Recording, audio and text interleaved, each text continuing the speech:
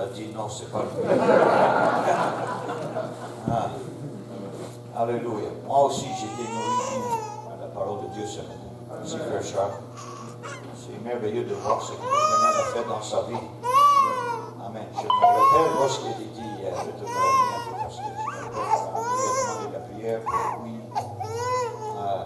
Aussi, j'ai la foi que maintenant, Jérémie va revenir aussi. Alléluia. Alléluia. Le Fils. Amen. La prière est vraiment efficace. Sois pas découragé si l'Éternel ne répond pas la première fois ou la deuxième fois. Persévérer dans la prière. La puissance est dans la prière. Alléluia. Amen. Merci mon frère. Lorsque Pasteur Cozy m'a appelé pour me dire qu'il faut que je prêche dans la conférence cette année, et il m'a dit, vendredi soir, j'ai dit au Seigneur, je préfère d'avoir une session le matin. Il y a moins de pression pour ça, et voir ce que Dieu a fait. Et je pense que le vol de frère Jébus était cancellé. Il va être là ce soir pour prêcher. On a fait des changements. C'était supposé d'être Pasteur Cozy ce matin, frère Jébus hier soir, moi ce soir. Mais Dieu, je crois que Romains 8, 28 est encore réel. Toutes choses concourent bien à ceux qui aiment Dieu. Amen. Alléluia. Nombre, chapitre 13, ce matin. J'ai prié, j'ai cherché la face de Dieu pour trouver la bonne parole pour aujourd'hui. C'est ça qu'il m'avait donné. Nombre chapitre 13. C'est une histoire bien connue par l'Église. Et là-dedans, il y a aussi on voit les résultats de la foi et aussi ce qui se passe quand il y a une perte de foi. Nombre 13, 27. Voici ce qu'ils rencontrèrent à Moïse. Nous sommes allés dans le pays où tu nous as envoyés. À la vérité, c'est un pays où coule le lait et le miel, et en voici les fruits. Mais, tout le monde dit mais. Pourquoi on utilise ce mot souvent? Mais le peuple qui habite ce pays est puissant. Les villes sont fortifiées, très grandes. Nous y avons même vu les enfants d'Anak. Les Amalécites habitent la contrée du Midi. Les Étiennes, les Jébusiens et les Amérinien habitent la montagne. Et les Cananéens habitent près de la mer et le long du Jourdain. Quel homme fit-elle le peuple qui murmurait contre Moïse et dit, montons, emparons-nous du pays, nous y serons vainqueurs. Nous y serons vainqueurs. Tout le monde dit, nous y serons vainqueurs. Nous y serons vainqueurs. Amen. J'aime le thème qu'on a choisi pour la conférence, c'est notre temps. Amen. Et j'aimerais parler à propos de cela aujourd'hui, c'est notre temps. Amen. Alléluia. Prions tous ensemble. Merci Père éternel pour la bonne parole de Dieu qu'on a déjà reçue aujourd'hui. Merci pour tout le peuple de Dieu qui est assemblé ici ce matin. Alléluia. Merci Seigneur pour ta parole. On a besoin de ton onction pour nous faire comprendre les choses dans la parole de Dieu. Moi qui partage la parole de Dieu maintenant et tous les gens qui entendent afin que la parole de Dieu produise en nous le fruit pour la vie éternelle. Demande ces choses dans le nom de Jésus, que tout le monde dise au nom de Jésus. Amen. Vous pouvez vous asseoir maintenant. J'aimerais donner honneur à Pasteur Cozy, qui est le directeur de l'évangélisation de francophone de l'Amérique du Nord, qui fait un très bon job. Alléluia. Je sais qu'il est long pour cette heure. Alléluia. C'était extraordinaire que Dieu a choisi un anglophone pour être le directeur de l'évangélisation francophone pour l'Amérique du Nord pour plusieurs années. Ce n'était pas supposé d'être mon travail. Il y avait un autre homme qu'on a préparé pour le travail et on dit qu'il n'est pas prêt encore. Peux-tu prendre position pour un peu de temps? Un peu de temps a duré pour 11-12 ans. Comme la position de pasteur de cette église, c'était supposé d'être pour 6 mois ou plus. pas longtemps. Et maintenant, je suis encore là. Alléluia. Dieu est vraiment bon. Alléluia. Et voir ce que Dieu a fait. Le Québec et tous les francophones de l'Amérique du Nord, on regarde le moisson et comme Jésus dit, le moisson est grand. Il y a beaucoup d'ouvriers. Mais je crois qu'avec Dieu, tout est possible. Amen. Amen.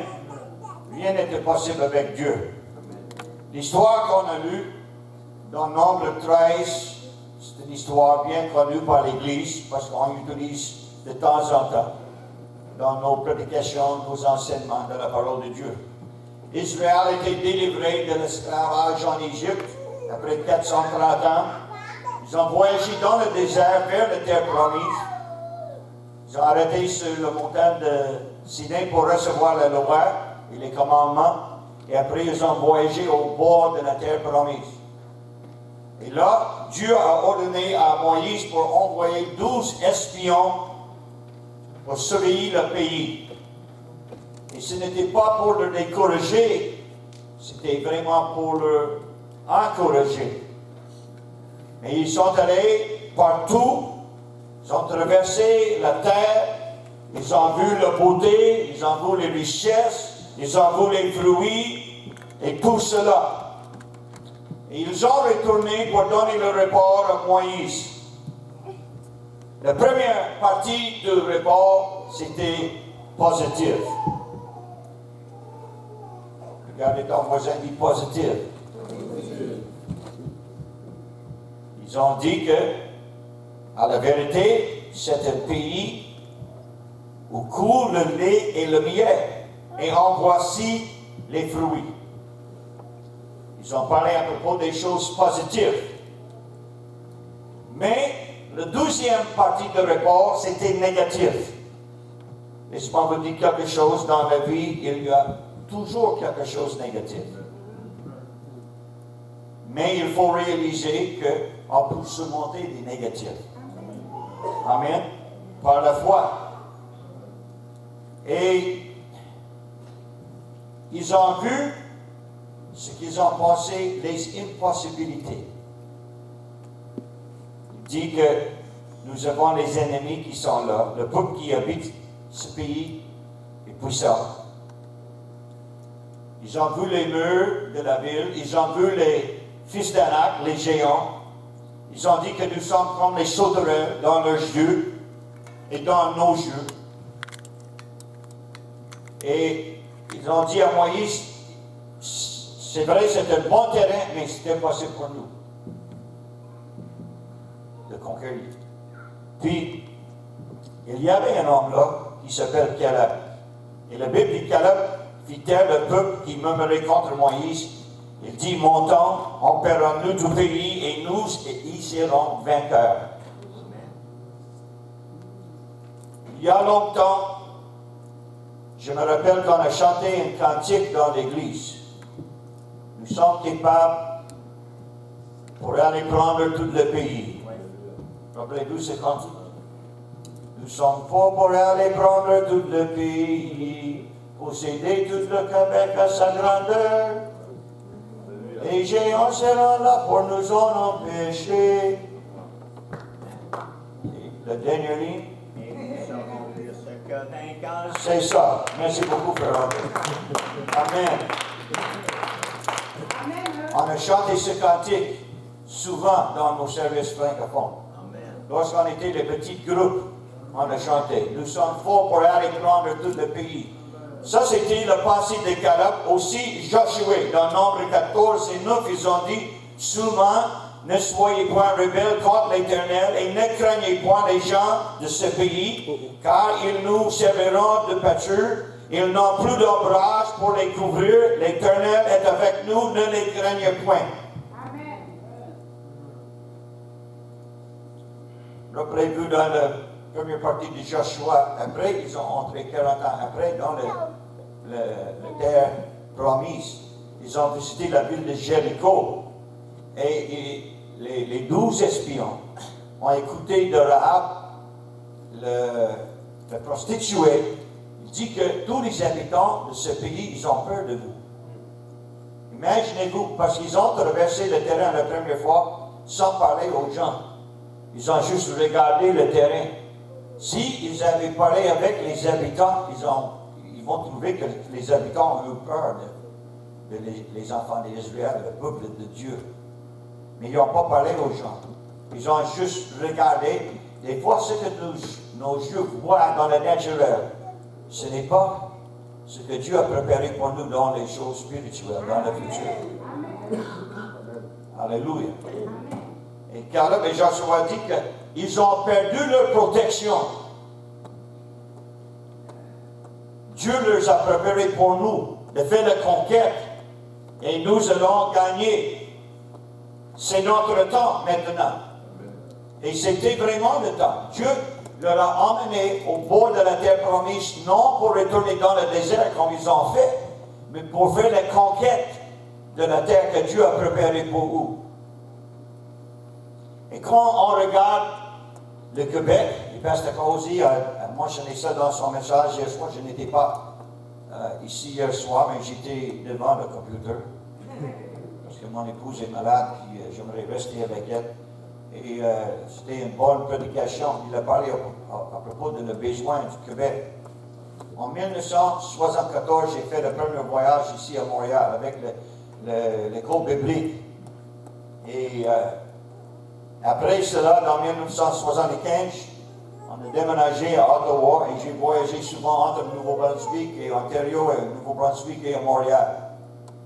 Pour les dernières 43 ans, 42 ans, j'ai voyagé sur la route et j'ai regardé toutes les villes le long de fleuve Saint-Laurent, les chemins qu'on a passés. Je peux vous dire que après on traverse la frontière de Nouveau-Brunswick, on passe dans la ville d'Égely, Cabano, Notre-Dame-de-Lac, Saint-Louis-de-Ha. Quel nom de ville, hein? Saint-Louis-de-Ha.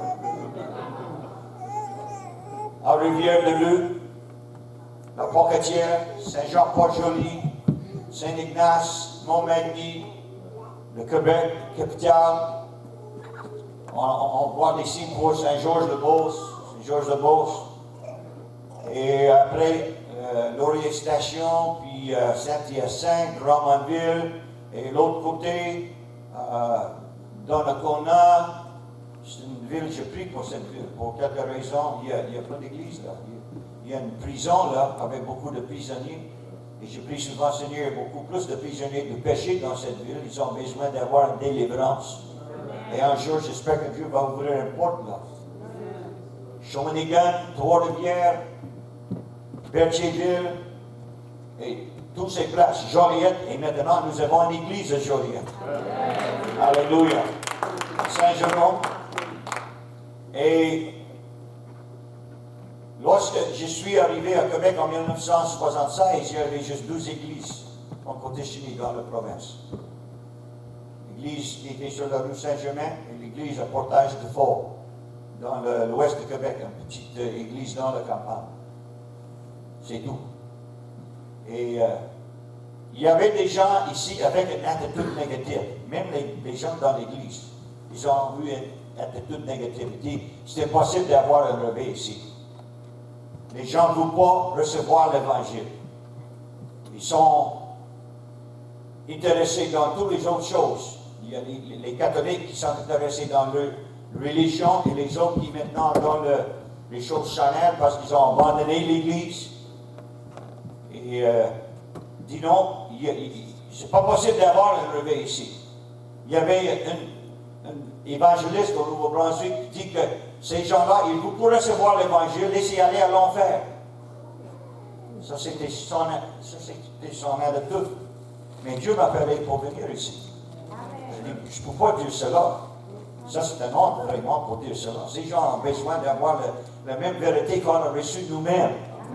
Il faut simplement trouver la façon pour partager l'Évangile. Dieu va faire quelque chose. Je ne sais pas comment. J'ai aucune idée comment, mais je sais. Je sais que Dieu m'a appelé pour venir ici. Aujourd'hui, maintenant, nous avons 27 places où l'évangile est prêché, apostolique. Avec nos églises filles et le point de prédication, il y a 27 places maintenant qui prêchent le nom de Jésus. Et je suis content pour le progrès, mais lorsque je vois les villes qui n'ont pas encore reçu, et je me rappelle lorsque j'ai voyagé, des fois je regardais une petite ville, et j'ai dit, Seigneur, comment est-il possible pour ces gens-là d'entendre la vérité, d'écouter l'évangile, le message des apôtres? Est-il possible? Si j'étais un habitant d'une ville ici, est-ce que ce serait possible un jour pour moi d'être sauvé? Et ça m'a touché. Et j'ai prié souvent, Seigneur, envoie des ouvriers, envoie des ouvriers. Moi, je suis juste une personne. On a besoin d'ouvriers pour aller dans les champs. Et maintenant, je vois ce que Dieu est en train de faire. Et je peux dire, c'est notre temps maintenant. Dieu prépare les soldats pour aller, non juste ici à Montréal, mais partout au Québec. Je rends grâce à Dieu pour ce qu'il fait maintenant à Lac-Mégantic. Lac-Mégantic, là où il y avait une tragédie il y a 3-4 ans. Et maintenant, l'évangile est prêché. Il y a des gens baptisés au nom de Jésus, remplis du Saint-Esprit dans cette ville. Et au-delà, Dieu va établir une église pour sa gloire. Alléluia. Pour les jeunes personnes que Dieu va utiliser, j'aimerais partager certains points. La terre promise, ce n'est pas une terre à l'aise. C'est une terre de bataille. Il faut se préparer pour cela. Lorsque je suis arrivé au Québec, je sais que Dieu m'a parlé ici, et un jeune homme avec beaucoup de foi, je pense à propos de rêver, je n'avais aucune idée des batailles qu'on va lutter. Mais je rends grâce au Seigneur, je suis encore survivant. Alléluia. Dieu nous a gardés, nous a protégés, nous a dirigés, des fois dans les batailles que même on ne sait pas si on va sortir. Au début, la Bible dit que la terre promise, c'est une terre qui coule du lait et du miel. Il faut réaliser quelque chose à propos de cela. Pour avoir du lait, il faut trahir les vaches. Amen. Ce n'est pas un fleuve qui coule du lait. Il faut travailler. Pour avoir du miel, il faut combattre les abeilles. OK? On aime le miel, mais il faut combattre les abeilles. Et ça, ce n'est pas facile. Est-ce qu'il y a quelqu'un ici qui a été piqué par une abeille? Moi, plusieurs fois dans ma vie, parce que j'étais élevé dans la ferme. Et je peux vous raconter des histoires que j'étais piqué. Une fois spécialement, on a travaillé dans le champ. On était pour ramasser le foin. Et j'ai eu un accident. J'ai déchiré le siège de mes pantalons. Et on était en train d'emmener une pièce d'équipement à la grange, et moi, mon pied a planté sur un nid des abeilles. Et tout d'un coup, j'ai senti dans mon arrière les autres. J'ai laissé tomber la pièce d'équipement et j'ai sauté, frappé mon arrière. Et les autres gens me regardent et disent qu'est-ce qui se passe? J'ai dit non, ce n'est pas drôle. Je n'étais pas capable d'être assis pour 2 ou 3 jours après, avec confort. Et on m'a dit que j'ai jamais vu un homme qui a sauté tellement haut. Mais pour avoir du miel, il faut battre les abeilles. Et quand Dieu dit c'est une terre promise, c'est vrai, mais ce n'est pas une terre à l'aise. C'est une terre de combat. Pour les enfants d'Israël, après ils ont entré dans la terre promise, il y avait des batailles à combattre. Mais chaque fois qu'ils sont venus face à face avec l'ennemi, Dieu leur a donné la victoire. Il y aura l'opposition. Il Ephésiens chapitre 6, verset 12 dit, car nous n'avons pas lutté contre la chair et le sang, mais contre les dominations, contre les autorités, contre les princes de ce monde de ténèbres, contre les esprits méchants dans les lieux célestes. Des fois, on ne réalise pas qu'il y a une guerre spirituelle pour combattre. Les gens sortent du collège public des fois, comme moi, on a gradué, et on nous a enseigné toutes les théologies, beaucoup de théologie, et doctrine de la Bible, et l'histoire de l'Ancien Testament, tout ça. On était bien informés à propos de cela, mais on n'a pas reçu les instructions à propos de la guerre spirituelle. Et je dis ici, j'étais un professeur dans le collège public aujourd'hui, je vais avoir une course à propos de la guerre spirituelle parce que c'est réel. Moi, je n'étais pas enseigné à propos de cela, et lorsque je suis venu ici, je n'avais aucune idée combien de démons, combien de princes des ténèbres, combien d'oppositions qu'il y avait ici. Et j'ai appris par expérience. Par expérience. Mais on a gagné la victoire. Au nom de Jésus. Alléluia. Amen. Dans Matthieu chapitre 12, versets 28 et 29, mais si c'est par l'Esprit de Dieu que je cherche les démons, le royaume de Dieu est donc venu vers vous. Ou comment quelqu'un peut-il entrer dans la maison d'un homme fort et piller ses biens sans avoir auparavant lié cet homme fort? Alors seulement il pillera sa maison. Lorsqu'on va commencer une église, il faut réaliser dans chaque ville il y a un homme fort, un démon. Il faut venir face à face avec cela. Ce que Charles a dit à propos de Schwenningen, pour aller prier contre les démons, contre les princes de ténèbres, ça c'est une réalité. Là où j'étais élevé, il y avait dit, non, parle pas de ça, parle pas de ça. Il ne faut pas écouter ça. Mais j'ai réalisé que si on va avoir un réveil, il faut faire la conquête de l'homme fort dans la place. Et avec Dieu, c'est possible de faire cela. Amen. Mais il faut lutter la bataille. Il faut lier par la prière, par le jeûne. Prier, jeûner. Chercher la face de l'Éternel. Louer Dieu, prêcher l'Évangile. Tous les armes que Dieu nous a données pour gagner la bataille, il faut les utiliser. Amen. Luc 18 et 27 nous dit quelque chose qu'on dit souvent. Jésus répondit, ce qui est impossible aux hommes est possible à Dieu. Amen. Ce qui est impossible aux hommes est possible à Dieu. Amen. Lorsque les gens disent pour les francophones, il est impossible d'avoir un réveil parce qu'ils ne sont pas intéressés. C'est un mensonge. C'est un mensonge du diable. Je sais qu'on a déjà vu un réveil, mais on va voir beaucoup plus de réveils. Dans notre province et partout dans l'Amérique du Nord, parmi les francophones, Dieu va avoir un peuple pour lui. Pour lui-même. Amen. Vous êtes déjà là.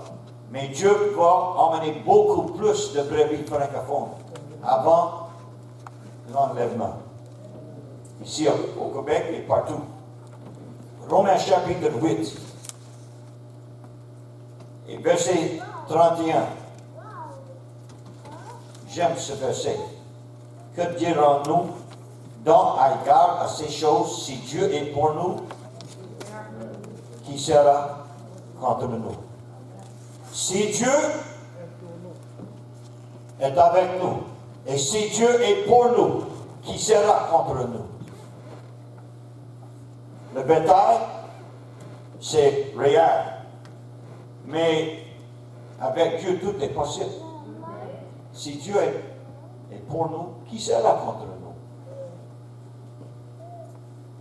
Gédéon, lorsqu'il est venu face à face avec l'ennemi, beaucoup plus nombreux que lui avait un petit armée.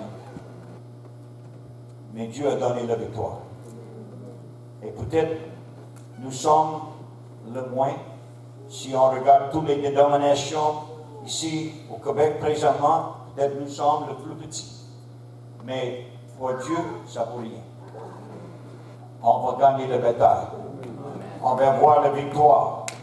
C'est notre temps. Persévérer dans la prière. Persévérer dans le jeûne. Persévérer dans le témoignage. Enseigner les études bibliques. Prêcher l'évangile. Partager l'évangile. Et si on sème, on va récolter. Des fois, il y a toujours des gens qui cherchent un formulaire de magie pour avoir un réveil. Il nous regarde des fois, il dit, c'est quoi le secret? Hein? Vous avez reçu la même question. C'est quoi le secret? Pourquoi vous avez un réveil? Ce n'est pas le secret. Le plan est écrit dans la Bible. Prier, jeûner, évangéliser, s'aimer et récolter. Si on ne s'aime pas, on ne peut pas récolter. Mais des fois, il y a des jeunes hommes qui me disent que j'aimerais avoir un formulaire magique. Ça n'existe pas. Ça n'existe pas. C'est notre temps, c'est notre bataille aussi. Mais la bataille est à Dieu. Et si Dieu est avec nous, qui sera contre nous? Nous allons vaincre. Je répète, nous allons vaincre. Alléluia. Alléluia. Joshua et Caleb dit, nous sommes vainqueurs. Et Joshua et Caleb, 40 ans plus tard, ils sont entrés dans la terre promise. Toutes les générations qui disent, non, c'est impossible, nous ne pouvons pas, ils ont décédé dans le désert. Selon votre foi, sera accordé. Alléluia, mais c'est notre temps. Amen. Lèvons-nous tous ensemble. Alléluia. Louons l'Éternel encore. Alléluia. Gloire au nom de Jésus, gloire au nom de Jésus, gloire au nom de Jésus. Alléluia.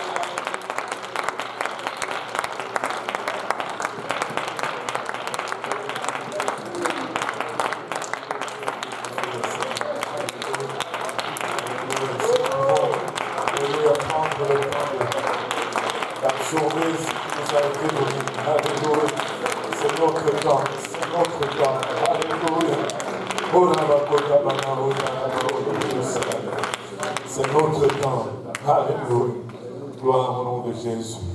Alléluia. Sûrement nous ne sommes plus, alléluia, là où nous étions lors de la toute première conférence francophone d'évangélisation de deux églises à 27 églises, points de prédication.